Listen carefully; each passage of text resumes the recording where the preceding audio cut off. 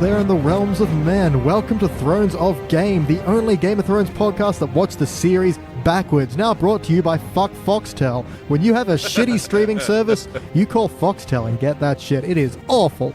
I am BT Calloway. I am your host. I have watched the entire series beginning to end, but joining me is Elliot Jay O'Neill, the only man who has ever watched Game of Thrones backwards. Elliot, how you doing, buddy? You know, I'm doing quite... Oh, I thought I was ready for you to cut me off. Yeah, just when you think you know what I'm doing. Hacha. Yeah. No, of course, we don't have time for that kind of thing. This is a fast podcast. It's a good podcast. Let's get stuck in. We just watched Season 8, Episode 1, simply titled Winterfell.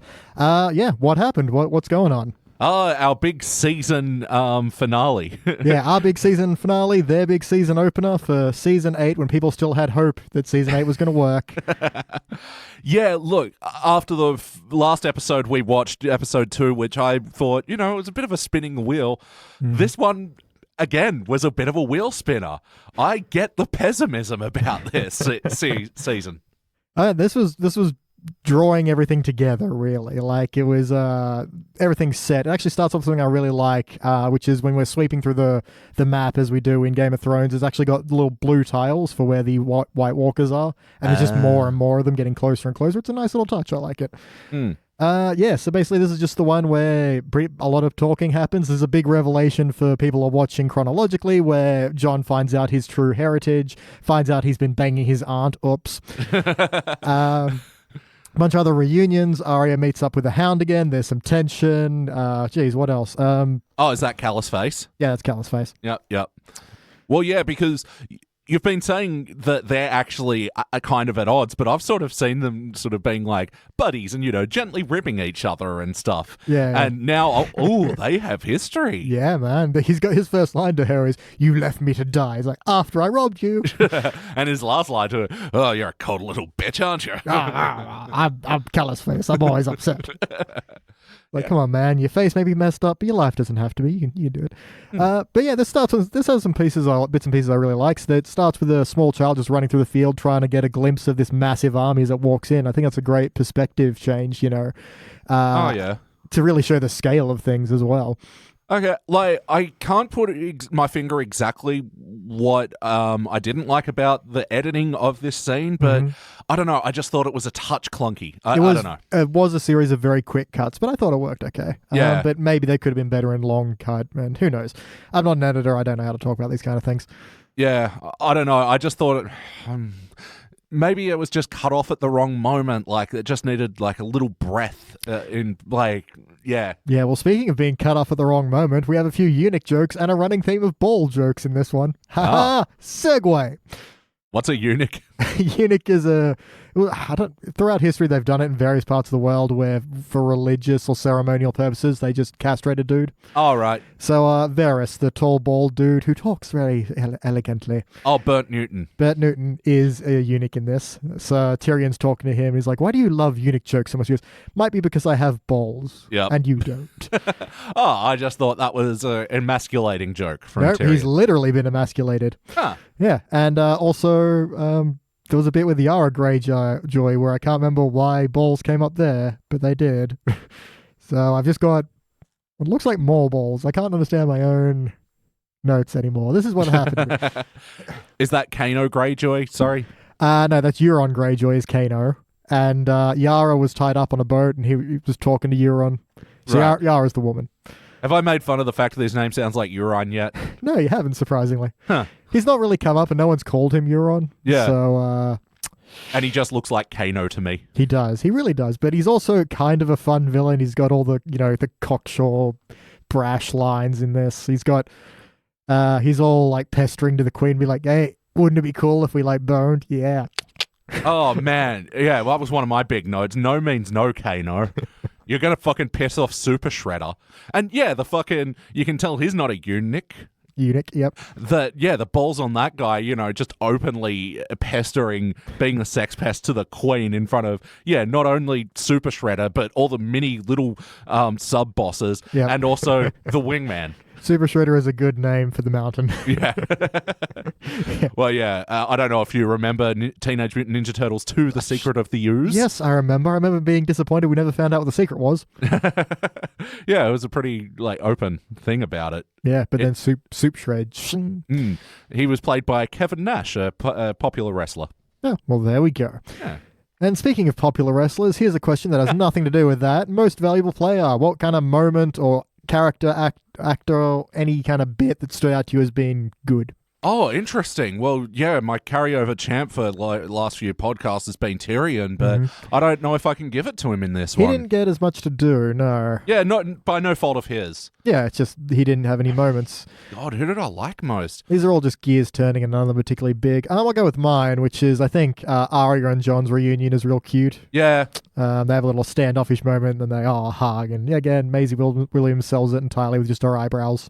Yeah, you know what? I'm going to give it to Arya as well. I think she also had a big playful scene with, what's his name? The bastard? Gendry, the Mr. Stormland or who whatever. will be Lord of Storm's End. Still, I'm pretty sure we've never gone there in this entire series. It sounds dope. I want to go to Storm's End. That place sounds awesome. Yeah.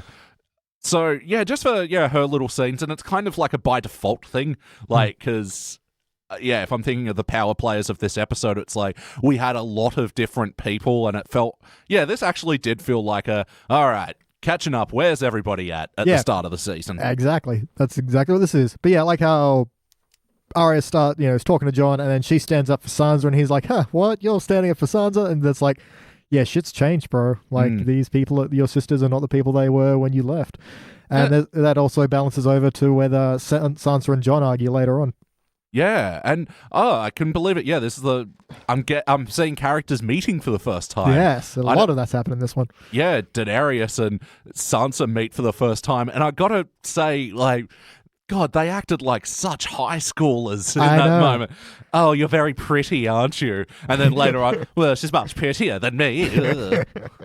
Well, I was kind of curious about this one because, we know they don't really get along later on. Like, okay, who was the first to throw shade? Yeah. And it's totally Dan Brady. Yeah. Because, Sansa's all like, how are we supposed to feed everybody? I mean, we've got all these people here. We've got these Unsullied, the Dothraki. We have 2 dragons. What do dragons even eat? And Danny's all like, dragons eat whatever they want to, bitch. Duh. Yeah. Oh my God. Fuck. Just go back to the mall, Sansa. And once again, Dan Brady watch.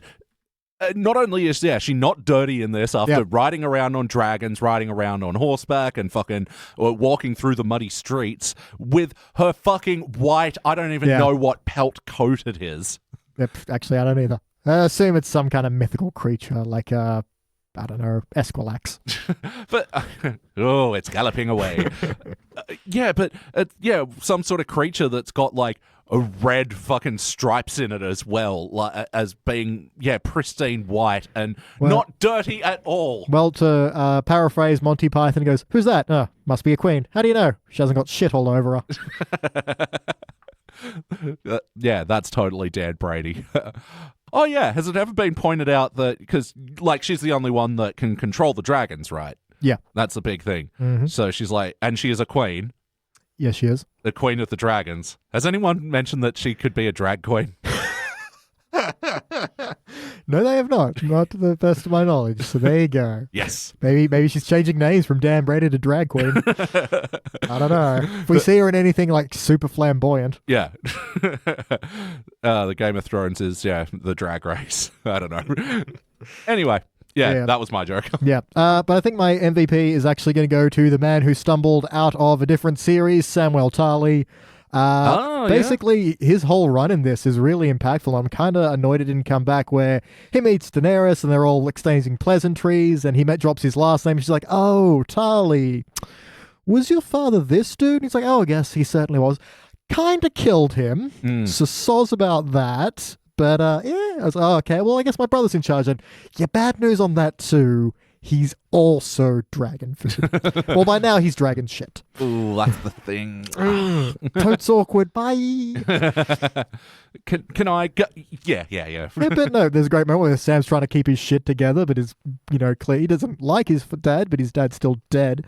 And I really kind of wish that had come back later on when Jon's trying to remain loyal, but there's also the suggestion that Daenerys might end up trying to kill Sansa and Arya. So wish that might have been the way it played out towards the end. But true to form, Samwell Tully, the man who belongs in a different series, enters the very serious crypt scene where he finally tells Jon about his parents by pratfalling into there. Oh, of course, yeah. I don't know if that's one of those things where they were like, he actually fell into it and they're just like, fuck it, keep it, it's funnier. This is what we're doing now. Yeah, even after that big emotional scene. Mm-hmm. Oh, yeah. Well, let's move on to next question. Nudity? Yay! Boobies! And plenty of. Yeah, not even just little side-on boobie. Like, we got full-on, front-facing at a few different angles. So what I tell you, we just had to get to a scene they had to put in a brothel to keep it interesting. This is with Bronn and the maester walks in is all like, sorry to interrupt your orgy, but here's a crossbow. Perhaps you'd like to fuck some dudes up? Yeah. David Cross. Yeah. Yeah, pretty much. Yeah, but yeah, good on him. And like, the Foxtel fucking compression. I know. Couldn't tell the detail, but I think I saw a butthole. Yeah. No, because it kept like slowing down and stopping. And this is where we're saying this is definitely the fuck Foxtel episode. Yeah. Because every like, what was it, 5, 10, 15 minutes, it would just stop and you get a little circle and then it would stop again 2 seconds later. It was like, and then on this one, it constantly stopped just on Bronn's naked chest. Yeah. Oh, in this scene, I'm like, finally, nudity. And it's like, yeah, it keeps pausing on the not girl parts. Yep, always pause on the girl parts. But hey, at least it was there. At least we have an answer to the nudity question for once. Yeah, and yeah, I kind of like that scene, how they're openly discussing disgusting things while, trying to be intimate with this man, and he's just, oh, come on, give it a rest. Yeah, the world is encroaching every aspect, including the brothels. Yeah, but I mean, I just like it how in any job you can just sort of be blasé and talking about things and like, oh, right, we're meant to be fucking, okay. So how's your weekend? Yeah. No eyelids, you say. 2 shreds, you say. Yeah. So, yeah. Nudity, finally. And again, if I was a Game of Thrones fan, and that's all we got for the season pretty much, besides little Maisie Williams side boob it took us. Yeah. Mm-hmm. That was the season. Yep. Yeah, the season in nudity, I will say, a C-. Yeah, it's fair. It's fair. Because we even get, what nickname do we have? Cecil Lannister. Yep. Bones urine Greyjoy. And there's nothing there, just putting on robes post-coitus. Yeah. So, well, fine, whatever. But it sort of occurred to me in this episode as well, as such a big villain as she is, clearly, and I don't know, obviously, if we see more of her in the past. Oh, God, this fucking timeline. But we did not see a lot of Seesaw at all this season. Like, and if she's going to be a big villain, like, surely she should have had, like, more of a presence. Like, yeah, that's fair. I honestly can't think of a reason why she wasn't at all involved in the big fucking killing the zombies episode either. Like, why not? Oh, because she said she was going to go help and then was like, psych! Right. Yeah, so the plan being, let the Northerners die to the undead and then take over. Oh. But yeah, I mean, you're kind of right. Yeah, in previous seasons, she does have plenty of villainy to go around, but this one, she's kind of just there, hanging out at home. I don't think she leaves King's Landing or even has a scene outside the palace. Yeah. So, I mean, a little more something. There was a bit I won't spoil, but damn it, I can't remember her name, so I can't tell the viewers at home, listeners at home who I'm talking about. A certain person from Dawn that she leaves somewhere, I kind of always hoped we'd go back to. Cool. Sounds fun. Backshadowing. Yeah, like, and that's sort of disappointing because I love a good villain, and just that her presence wasn't felt in this season and in this episode as well. Like, for all I know, it's just she bones a dude. Yeah. And doesn't want to be conquered by dragons. That's all we really know at this point. To be fair, there are, like I said, it's built up over other ones. But this season's a bit underwhelming in terms of villainy. Lena Headley does a good job as always, but, just doesn't have too much villainy. Not a lot of moo-ha-haing. Yeah, exactly. Finger tense, Yeah, nothing's more tense than finger tense. Mm-hmm. And that's sort of my problem with this episode as well, is that, I mean, I get it, we're playing catch-ups with a bunch of different people, but I think it just really highlights how, like, underwritten this season was and how there wasn't, like, enough build up and like or build up in the wrong places and it's probably just the lack of episodes as well. Like it weirdly felt like it rushed to do things, but it was spinning the wheel for both this and the episode 2. I will say these 2 episodes are the pace we're used to for Game of Thrones. Yeah, right. Everything taking a long time. When we get to season 7, which we will do very shortly, a big problem with that is everything is very quick. Like it's like, okay, we're going to sail all the way over here. Okay, I'm over there. It's like, wait, what? Normally this would take a season. What do you mean you're already there? Yeah. But we'll get to that. Yeah, in this one, I gotta say the first 2 episodes of this season in the chronological order, I thought were much better written in terms of pacing and plotting that slow build, and then the rest of it is what it is. But moving on, next question, violence. A little bit of violence. Yeah, we got some sniper arrows when they free Yara, when Theon shows up, and that's what I was talking about before with balls, was Theon doesn't have balls either. Ah, there we go. Yeah, so that's what's that. Yeah, I really liked those sniping shots, and I thought there was some really cool gore in there as well. Like, just seeing that arrow come through the eye was really nice, and then when Justin Hamilton pulls the axe out of that dude's head, holy fuck, that ruled. Yeah, hey. Yeah, and I kind of wish we'd built to this a little bit more. Like, it's hard to have a thrilling rescue mission when we don't even know what's happening until, you see the dude pull an axe out of a guy's head. Yeah. You're like, oh, okay, this is what we're doing. But I don't see her again, do I, that queen? Yara? No, you do. She's, later on, she's talking about, she's in the big meeting at the end when they name Allbran king. Yeah. She's there, and I think she pops up somewhere else as well. But no, you don't really see too much of her, which is unfortunate. She's pretty good. Yeah. Yeah, I liked her presence in this episode as well. Like, very understated performance. Really good. Yes, Greyjoy is a good lot of interesting people. So she's Euron's brother?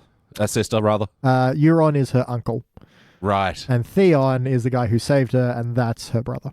Theon's Justin Hamilton. Justin Hamilton. Yeah, the one that she, gave a what took you so long headbutt? It could be another kind of headbutt. We'll find out. Oh. Yeah, but until then, fuck Foxtel. And there was another big bit of violence that I'm trying to remember right now, and I'm not remembering. Right towards the end. Ah, yes. Yeah, so the build on this I have problems with because I don't know where we are and I don't know why we're there. Like, we're following Tormund, Giantsbane, and Captain Eyepatch, and I'm not too sure even, where or why we're here. I mean, we know it's tense and there's, it's the castle's been ruined and it shouldn't be because that's not how castles tend to work most of the time. And then they bump into the other guys from the Night's Watch and they're like, yeah. But yeah, then they head down to the cellar where there's I only realized on this watching way back in the beginning when Sansa is talking to like a young lord and like, head home and get all your men to come join us and stuff. And you can have horses and wagons. He's like, cool, bye. Yeah. That was him. Like, right. Yeah, I actually forgot to mention before in that opening scene, that same kid, that, I called him Diarrhea Jr. Because he is a little runny. Ew. And because in that scene as well, I'm like, oh, they're just pacing this out for a jump scare moment. And they did the mini one when they all bumped into each other. Yeah. But no, fucking Diarrhea Jr. coming back to life and doing that. There is nothing creepier than a creepy kid. Yeah, children are terrifying. Get away from them at all costs. Oh, especially if, their dead corpse is screaming and they're fucking surrounded by limbs. Yeah, I mean, it's bad enough when you have like a crying baby on an airplane. When that baby's also a corpse, oh my gosh, we get it. You want brains. Ah. Yeah, the worst. But no, that bit's pretty cool and it all catches fire and it's like, yeah, that's a threat. Yeah. And so I'm getting a bit more like Captain Eyepatch has flame on power. His sword, he's all flame on. Yeah. Oh, and actually magic might be a new question in this. There was a tree that was like the Deku tree. It had a little face on it. Was that once alive? I don't think it was alive per se. I'm not too sure because this is the old gods of this world that have faces in trees, but I don't think those faces were ever alive. They're just maybe symbolic of the power of the old gods. I'm not entirely certain. Not like a Pocahontas, Ocarina of Time, or Lord of the Rings? Lord of the Rings has walking trees. So, not talking trees. I think they talk when they walk, but it's a bit different. Yeah. Yeah, I'm not too sure about that, but what I do know is fuck Foxtel. If there's nothing else that you know. Yeah, it's nice to be certain about something in this world, Yeah, bad compression, bad streaming, just fuck. Anyway, moving on. Let me just tick through my notes, see what I got here. Early on, we've got a pretty good scene with, yeah, when you have a little diarrhea kid who's all like, my lord, my lady, my queen, don't know what to call you people, gotta do with this, but I'm gonna back out of here. There's lots of my lord and my ladies going on in here. Yeah, I've heard you snigger at one milady. I'm like, you're probably thinking about a fedora at this point. Yeah, absolutely. Milady. Very different. Kind of douchebaggery, yeah. And when they actually have titles, it's okay. yeah. But yeah, there was the one with Arya where that one in particular reminded me of that Seinfeld scene where they're all introducing each other and trying to drop a hint in the names. George, Jerry, Susan.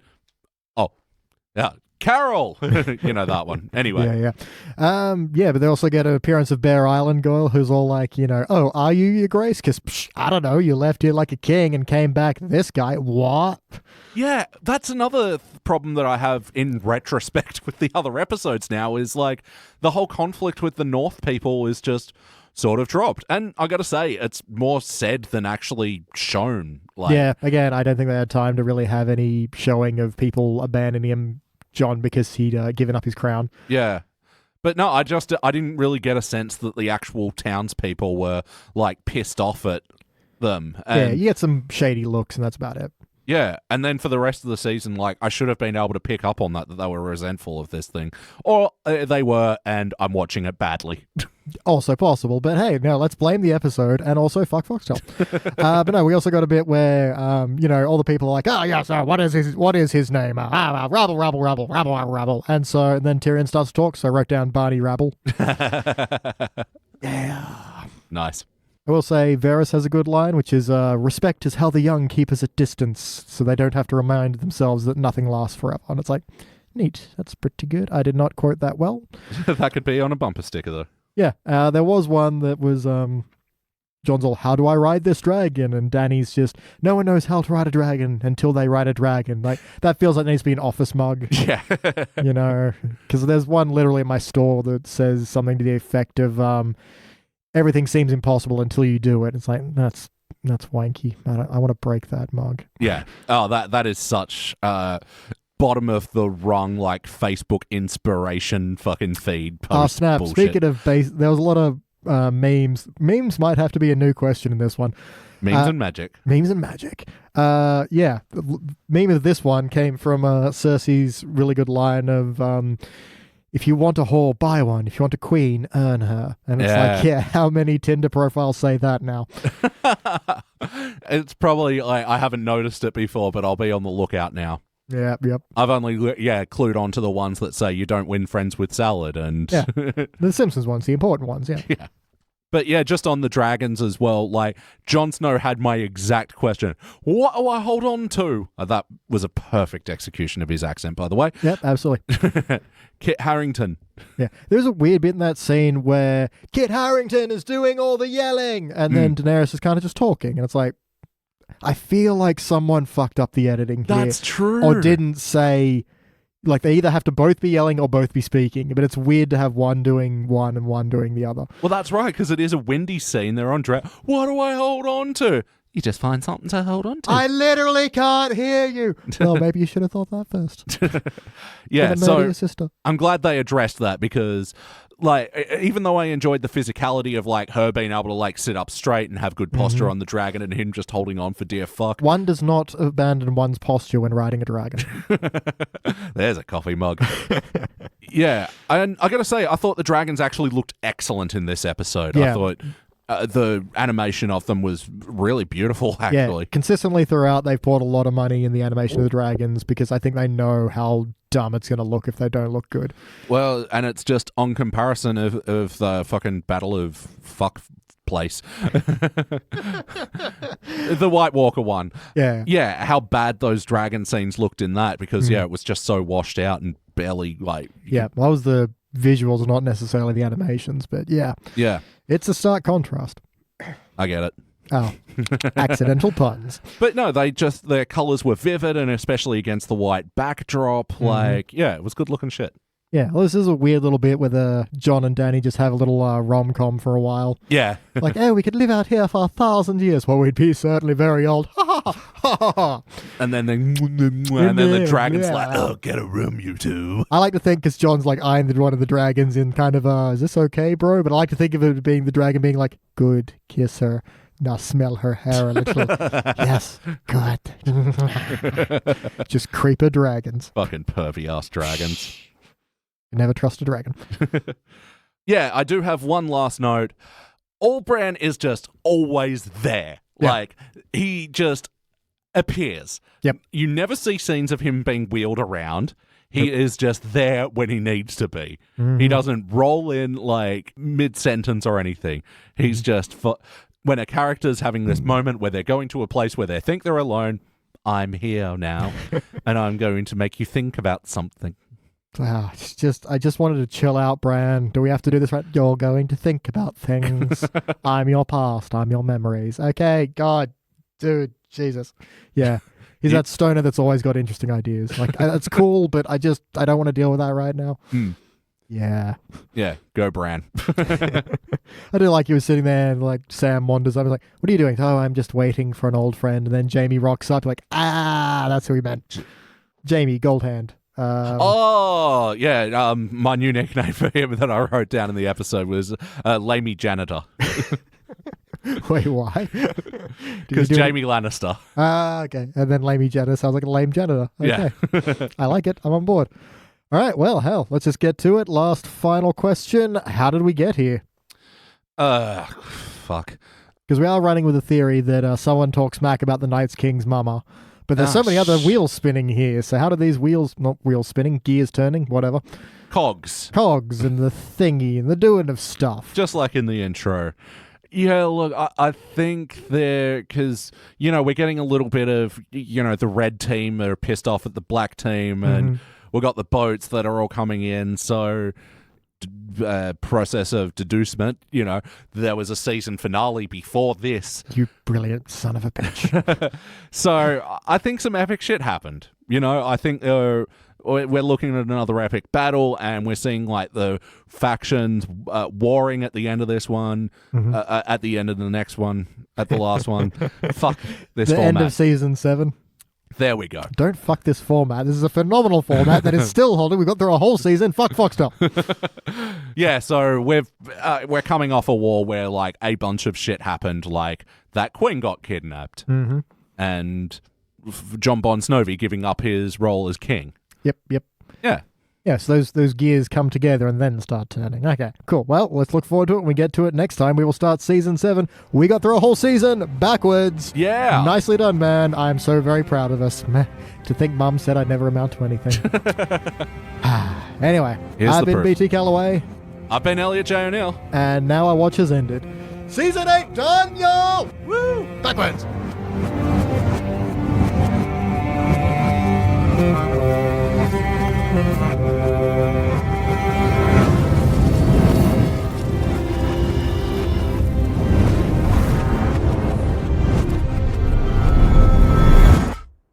Fuck Foxtel with a flaming phallus. Fuck Foxtel. Gotta wait a lot longer than that. Yeah. And break it up a bit more. Yep. Fuck. Tell. Tell.